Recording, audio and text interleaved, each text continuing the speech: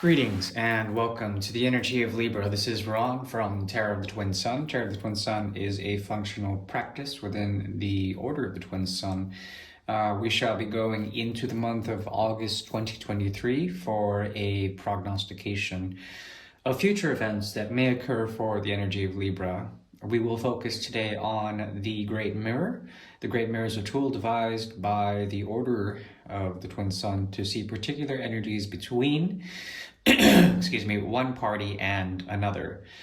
This has to do with a sort of reflexive quality within the mirror to show a connection between Libra and a significant other, someone that you may be dealing with in the month of August 2023. So we'll go ahead and get started with a bit of karma and then go directly into the main reading. I do thank you for your continued support of the channel, etc. And yeah, thank you very much. One.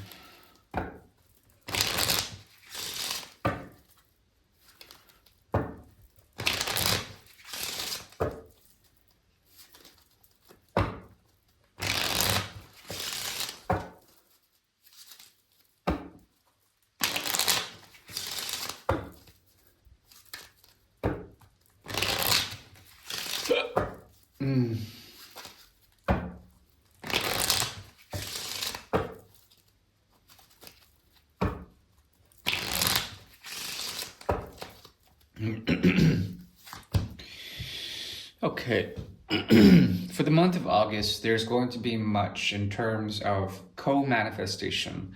Two people, two parties, two agents working together to bring forward a new beginning. This new beginning can come in the form of cooperation, validation to another, but overall, there's going to be a sense of an overarching order to things, okay? This is a very auspicious time to be grounded and to see the logical movement of the triplicity of Earth. Okay, we're talking about the movement from the second house to the sixth house to the 10th house. So the 3, the 6, and no, the 2, the 6, and the 9. 2, 6, 9. Okay, 2, 6, 9. Let's see here. 15, 17, 8. There is something about the hidden motivations of others, okay, that's going to inform this collaboration. You're going to work with others in order to create structures of harmony that are designed to point to the above, point to the infinite, okay, meaning that what comes out of the Two of Pentacles is the third, a triangular formation, and this has to do with pyramidal structures, quantum triangle, for example. And within this, you could be dealing with someone from the past, someone within the future in terms of a linear sort of timeline. You could be dealing with two timelines that fuse into one, whomever you're dealing with, and this is going to be mostly harmonious. It's going to bring forward a sense of a new earth, a new place, a new order, okay? Yeah. We have the 9 of Pentacles, 6 of Pentacles, we have the 10. Okay, we're leaving back pain.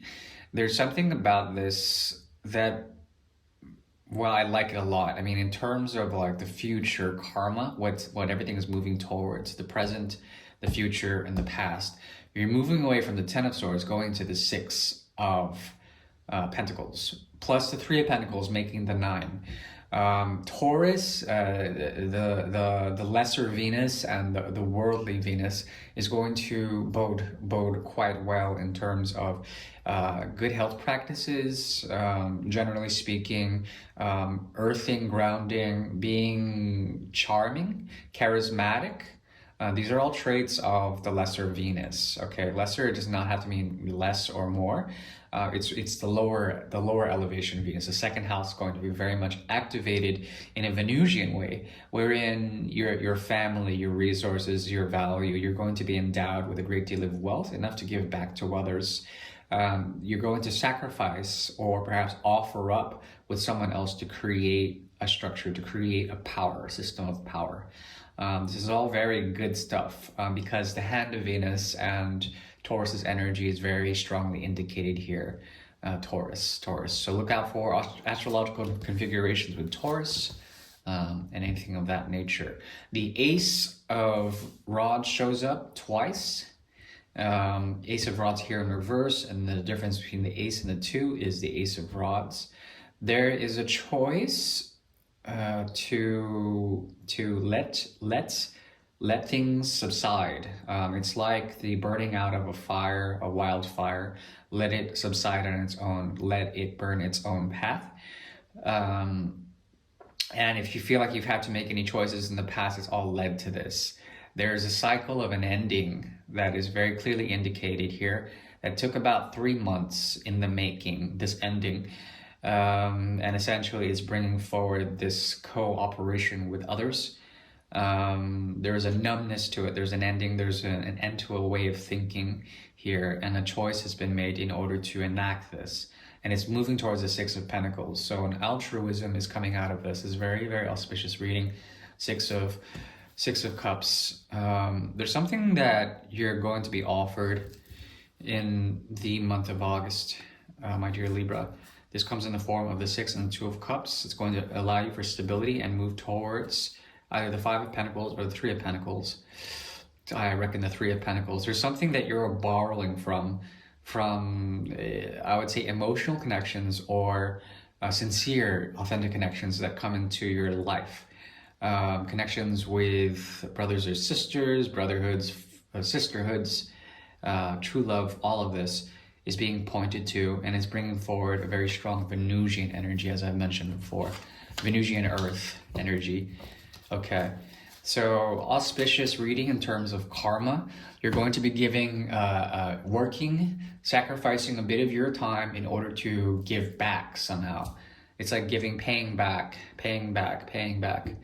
It's a very auspicious thing, and I think Taurus is good at doing that. But being a sister sign of Venus, the elevation of it, the thought, the elevation of Venus in terms of thought, in terms of the vernacular, trying to say something, meaning something through words, through the arts and all of that, the elevation of Venus, it points to a grounding of all of that, coming back to earth, down to earth. There's this earthen quality that I like for this month, excuse me, for August, for Libras. So we're going to go ahead and do the Great Mirror now.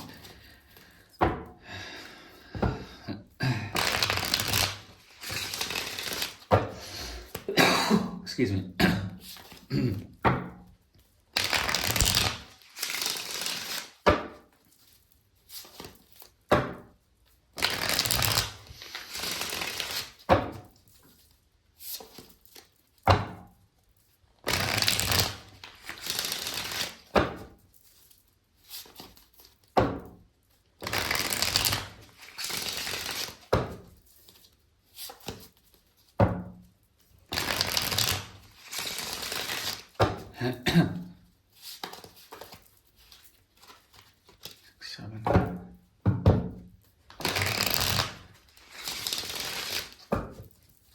Six.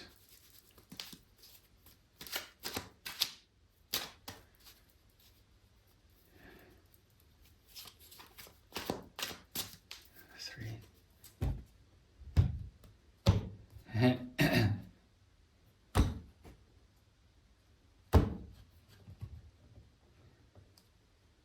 Okay. The empire is shifting. There is a regal quality about Libra that is being grounded for the time being. Your conception of class, society, of elevation, of ascension, it's all being brought back down to earth. And there's a conversion from the 10 to the 10, the 10 of cups to the 10 of pentacles, to la maison, which is the house, or the mansion. This is very auspicious. I think there is a hidden beginning that the Queen of Pentacles is conjuring up. It's an idealized new reality, a new timeline. You are eyeing this, and you're eyeing this from the perspective of Mother Earth, of Gaia, of, let's call it, the intuition of the feminine, divine feminine that is tied to rooted groundedness, sort of polarization or the gravity of things being pulled into the center of the earth. This is very, very auspicious because if we move from the 10 of cups to the 10 of pentacles, you essentially transmute water into earth. Okay, which is a very tricky thing.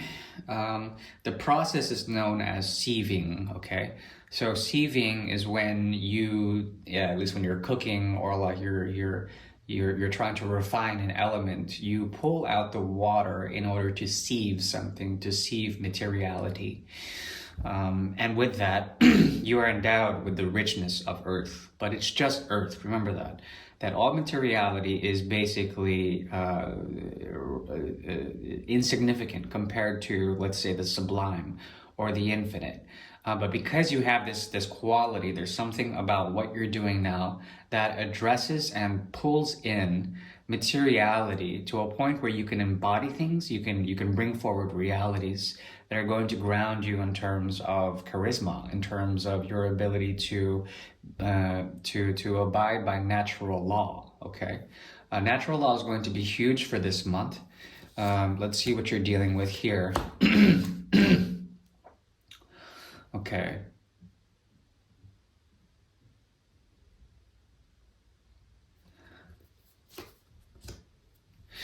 Okay, so you've been through an experience here. This has to do with being extremely patient, letting patience take its course, and dealing with your scars, dealing with your experiences, becoming a master of your experiences. This person, whoever you're dealing with, sees this in you.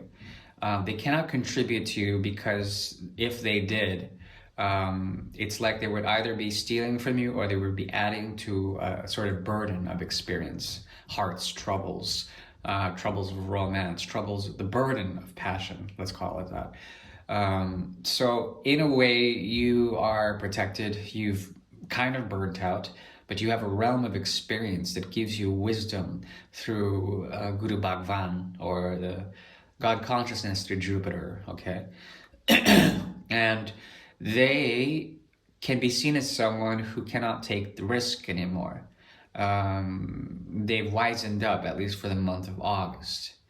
And even though they may be compelled to observe from a distance, I think you are protected from this connection.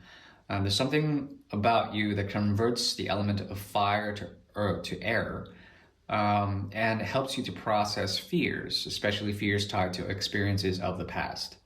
There's a great sense of awakening in the patient silences that exist in departure, in sea voyages, in water that partitions earth.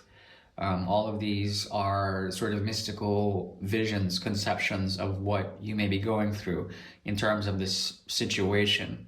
You have a great secret here as well, a great loyalty to the gateway of initiation through your friends, through loyalty, through your friends primarily. There's a language of night that contacts the language of day, and there's something about it that speaks about traveling from earth to water, from earth to water, from water to earth. You are being informed by full moon cycles in this situation, and you also have a great secret, a hidden side to you that is very emotional, that is very deep and protected in a way. You are here to process a system of fears, a web of fears, okay, and to let go of expectation, I believe. This person has a great deal of desire and perhaps a hidden path of the Fool that speaks about taking something from you that would leave you at the 7 of Pentacles, or rather the 8 of Pentacles. Whether or not they take from you, I think you're going to gain. And this essentially has to do with intuition. You are highly intuitive when it comes to this connection. There's a sense of perfect contentment that they have, that the outer world gives them. The Ace of Pentacles, a hidden Ace of Pentacles. They're dealing with a new reality wherein they cannot process their own path in order to move towards you. There's a great deal of desire in what they do, and also a desire to be rid of the Two of Cups. Okay, the Hierophant comes in strong. Taurus's energy comes in strong. You are able to control the element of water when it comes to this connection, and perhaps all elements in general. Elements are usually mediums, okay? Meaning that the analog world of the elemental, okay, I'm talking about the elements of fire, earth, water, and air, are under your control, including the Akash or metal, if you study Chinese constituent sort of behavior of the natural universe. There's something about what you are committed to when it comes to grounding. It comes from experience, it comes from patience. And the more you embrace experience and patience when dealing with this connection, you will be rewarded. This talks about also sublimation, the ability to change things and to meet people with Venusian energy in order to silence their fucked up Mars energy, okay? I'm talking about Manglic composition here. Whomever you're dealing with here is essentially quite Manglic, okay? At least from a Vedic perspective, that has to do with essentially afflictions of Mars that prevent them from consummating something, at least within their own selves or within relationships in general. The first house, the second house are very strong here. There is a movement into a sort of commitment that speaks about familiarity. It speaks about the most immediate environment, taking a path towards materialization, towards something that you can promise to. With the Hierophant here, you've already invested something, but I think you are very much protected. You're here to process fear, to embrace your deeper subconscious or unconscious secrets and your world, your hidden world, and to bring that to light somehow. But you don't have to share it with them. That's the thing. We have here the Seven of Swords as the incident in reverse. Okay. So there's silence once pain, a sequence of pain on both sides is buried, is set down. That's what's showing up here. There's no longer a need to think about this connection. And even though you are in control of the medium or the analog of how things turn out in terms of what you guys have either promised or committed to in terms of a thought, anything that you've said before, you are in total control of the connection, my dear Libra. This allows you to actually control through the idea of medium or analog, the sort of midway, the middle path here. And it shows here in the cards that you no longer have to think about this connection. There's something very strong about no longer thinking about this connection. Okay, we have here trying to understand whether or not this was a true connection. Now, I'm not going to say that this person was gaslighting you. No, not at all. There's something about your need for the Six of Cups energy. The past and then the path, the past and then the path. How do you understand your own past, where your experiences come from, in order to meet someone halfway? Where is the avenue of meeting halfway? I think you may find that this person has very greatly sort of targeted you in a way, maybe perhaps even brought a sense of light into your life. And through the energy of Leo, through the femme de campagne, or the bonne femme, which is the Queen of Rods, there's something about essentially their vision, your need to find authentic connections, and then that creating the bridge of suspension here. Suspension, but also suspension of disbelief, trying to, essentially forge a connection here. What I see here is no longer looking into the past. That is what it's showing. Primarily that through vision work, you can actually find a sense of wisdom, of letting go if you needed to. The Two of Swords in reverse is here, it's hidden, it's on your side. So there's an ability of you to come to either the Two of Swords in reverse, or possibly that would be the 7 plus the 9. I'm seeing here the Six of Swords in reverse. coming back to a place of stillness where it's like you didn't even have this timeline with this person. There's something about it that's uh, s- uh, uh, extremely magical in terms of Venus's energy, Shukracharya, as well as the Hierophant's energy here. Hierophant, we have, in terms of major arcana, we have Hierophant, we have the Fool in reverse, and we have the Moon.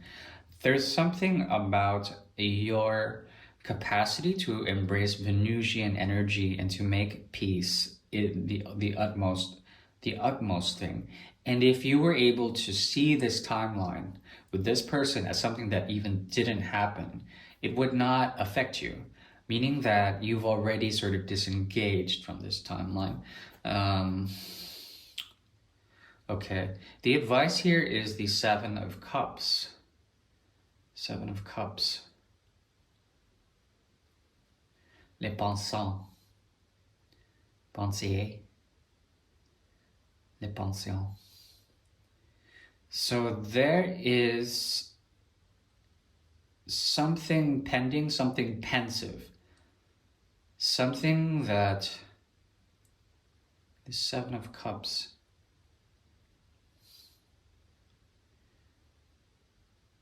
There's something about your choice to be patient, to be reflective, to weigh on your own experience with reality, with timelines especially, how timelines fit into reality, how they can be stretched or morphed or warped according to the sort of memory that's tied to those timelines. And you may note that especially if you are not connected right now, that there's a perception of the veil that you can sort of invest yourself into. You can understand the nature and the complexity, let's say, of emotion, of human capacity for emotion, and use that as a trophy, as something that you've invested in, something that you maybe were gifted, and in this there's a possibility to understand how this is something that you can wear or wear out. That's kind of what I have to give to you in terms of this. It's like a trophy. It's like something that you've invested in. You've already paid for it, so you might as well wear it. Something like this. Or you could just go and, like Nine of Pentacles did it, and essentially let nature sort of take its course. Let nature sort of give you the shelter or the provision you need to feel comfortable in your own skin. That is the very best I can do. Very, very auspicious because we have La Maison here. There is a sense of particularity when it comes to the focusing of a particular house, making that house, I'm talking about lunar mansions and also solar mansions, zodiac mansions, one of the 12 houses. You can choose any house right now and focus on it, and you would make that essentially something very powerful. Let's say, for example, you had Taurus or the Hierophant's energy in the first house. You had, let's say, a Taurus ascendant. Then there would be a possibility of coming into the self by being seen as someone who is very grounded, who is very beautiful, who is easy, who is also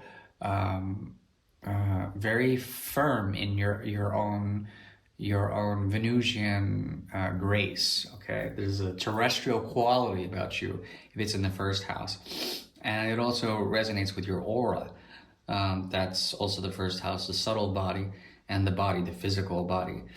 So you can work on one of the houses. That's what the advice is in terms of an underscoring energy, and it will set you free. It will set you free from even the expectation of transformation. It will transform you on a deeper level that you would not be able to normally attain, and it would allow you to access secret informations if you were to focus on just one house. Okay, but they're all connected. in terms of 10 houses here in La Maison. So that is the very best I can give you, my dear Libra. I do hope that that comes as no surprise, or perhaps it will inform your August of 2023. This year is nearly over. I do thank you for your continued support of the channel. And yeah, please take care now. Thank you. Bye-bye.